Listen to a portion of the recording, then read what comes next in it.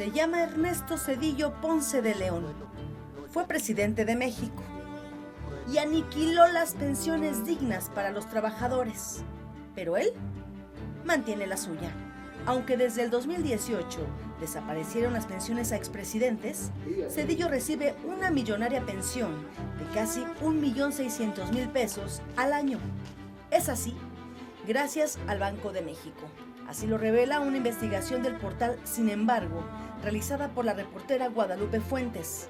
En 1997, Ernesto Zedillo impulsó una reforma a la ley del IMSS, vigente desde 1973, con la que los trabajadores podían jubilarse a los 65 años con el 100% de su salario. En su lugar, Zedillo condenó a los trabajadores a pensionarse con la mitad de su sueldo o incluso menos. Aumentó las semanas de cotización de 500 a 1.250 e impuso las llamadas afores. Así, Zedillo perjudicó a millones de trabajadores, pero él quedó fuera de su propia reforma a la ley de pensiones. Como lo documenta el portal de noticias Sin Embargo, el expresidente Zedillo recibe una pensión vitalicia de casi 131.000 pesos mensuales, que el Banco de México le deposita por haber laborado en la institución como analista y subgerente de investigación económica. Es un monto de más de 1.570.000 pesos anuales. En cambio, si consideramos que un trabajador promedio gana unos 8.000 pesos mensuales, al jubilarse solo tendrá derecho a recibir 4.000 pesos al mes.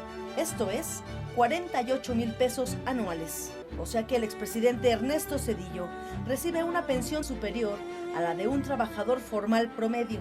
Esto sin tomar en cuenta que hay miles de trabajadores que se jubilan con mucho menos, llegando hasta los 2.600 pesos al mes. Pero así como Zedillo, otros altos exfuncionarios y exgobernadores de Banxico reciben millonarias pensiones. Están, por ejemplo, los extitulares del Banco Central, Agustín Carstens, quien también fue secretario de Hacienda de Felipe Calderón, quien recibe una pensión vitalicia de 140.000 pesos mensuales.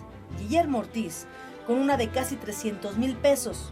El subgobernador Francisco Gil, con 234.000 pesos al mes, que además fue secretario de Hacienda con Ernesto Zedillo.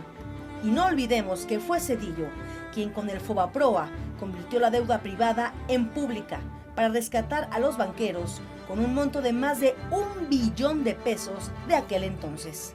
Enmienda encargada por su antecesor Carlos Salinas de Gortari.